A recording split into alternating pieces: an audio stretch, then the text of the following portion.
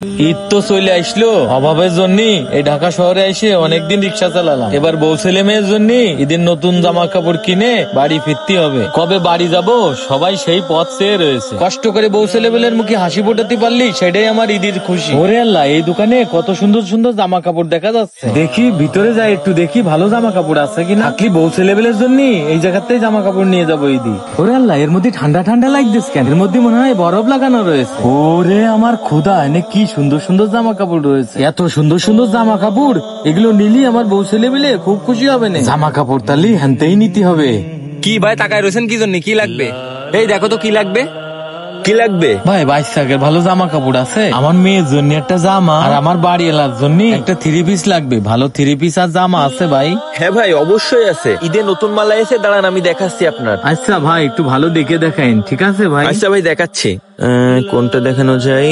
হ্যাঁ এই তো, এইটা দেখেন তো ভাই, বাচ্চাদের গায়ে এটা খুবই সুন্দর লাগবে। ভাই এইটা খুব পছন্দ হয়েছে ভাই, এই জামাটা দেন ভাই। পছন্দ হয়ে গেছে? হ্যাঁ ভাই। আপনার বাড়িওয়ালার জন্য একটা দেখবেন তাই না? হ্যাঁ, একটা ভালোটা দিয়েন ভাই। আচ্ছা দাঁড়ান, আপনাকে সব থেকে ভালো মালটাই দেখাচ্ছি। এই যে এইটা দেখতে পারেন, এইটা ঈদের সব থেকে বেস্ট কালেকশন। বুঝলাম না, কারে কি দেখাচ্ছে? এই লোক কি এইসব দামি জিনিস কিনতে পারবে? ভাই এই জামাটা নিয়ে গেলি আমার বাড়িওয়ালা খুব খুশি হবে না ভাই, এইটা দেন ভাই। আচ্ছা ভাই, তাহলে প্যাকেট করে দিই এই দুইটা। কাস্টমারে পায় রে, যারা তারা দামি মাল দেখাচ্ছে। হ্যাঁ ভাই ঠিক আছে, এই দুটো আমাদের দেন। কিন্তু এই দুটোর দাম কত রাখবেন? এটা একদম আপনার 3400 রাখা যাবে, আর এই বাচ্চাদের ড্রেসটা আপনার 780 টাকা রাখা যাবে।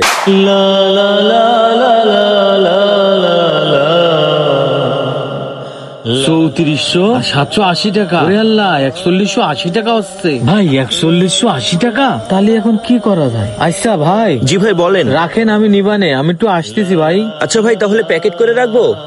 না ভাই, প্যাকেট করতে হবে না, রাখেন, আমি একটু আসতেছি। আচ্ছা ঠিক আছে। এই তুই এত বছর ধরে দোকানে থাকিস, কার কোন মাল দেখাতে হবে তুই জানিস না?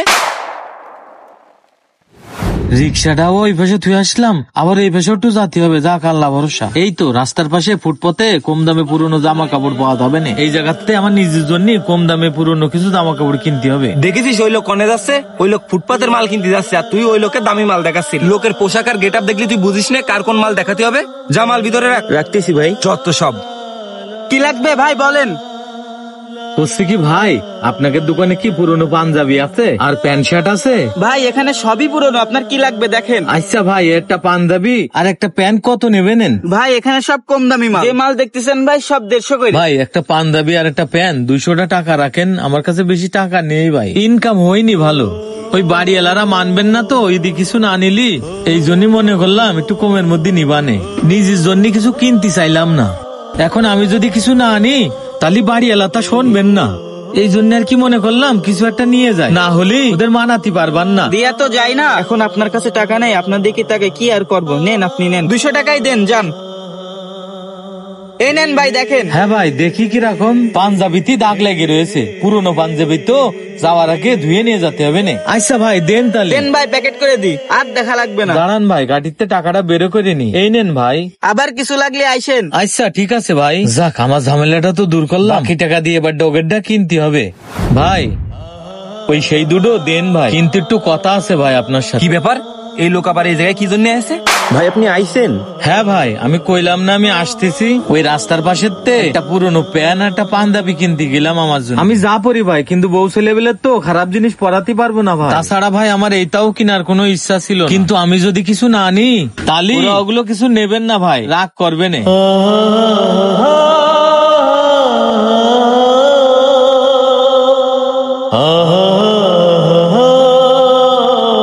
ভাই আপনার সাথে একটা কথা ছিল। হ্যাঁ বলেন, কি কথা বলবেন ভাই? ওই অনেকদিন ধরে গুছায়ে 2000 টাকা হইলো ভাই, তার মধ্যে 200 টাকা দিয়ে ওই পুরোনো মার্কেটে একটা প্যান্ট আর একটা পাঞ্জাবি কিনিস, আর এই 1800 টাকাই আছে ভাই। এই টাকাটা নিয়ে ভাই ওই দুটো জিনিস আমারে দেন। এই মেয়ে আপনি পাগল নাকি? ওই দামে তো আমার জামা কিনাও নেই, ওই দামে জামা দেওয়া যাবে না, আপনি যান।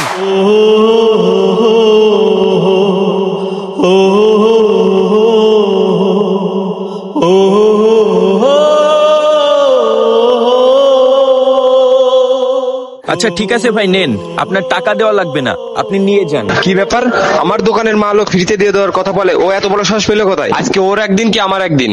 না ভাই, আমি ফ্রিতে নেব না ভাই। আমার বউ ছেলেবেলের জন্য আমি কারো দানের মাল নেব না ভাই। আমার যদি ভাই নিতেই হয় তাহলে আমি টাকা দিয়েই নেব ভাই।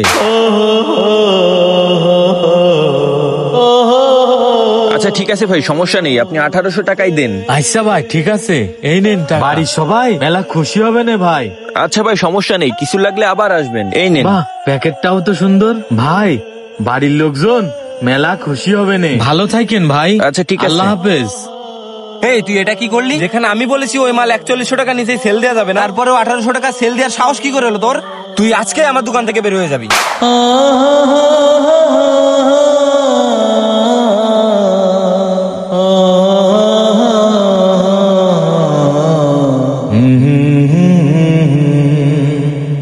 ভাই আপনি রাগ করেন না ভাই, আসলে ওই লোককে দেখে আমার অনেক বেশি খারাপ লাগছিল।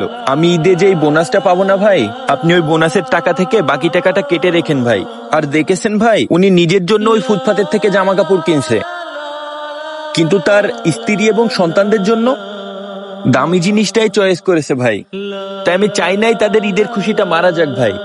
এই পোশাকটা পেয়ে যাতে তাদের মুখে ঈদের খুশি ফোটে, এজন্যই আমি এই কাজটা করলাম ভাই। তুমি যে কি করো না, নিজের ক্ষতি করে অন্যের ভালো দেখতে চাও।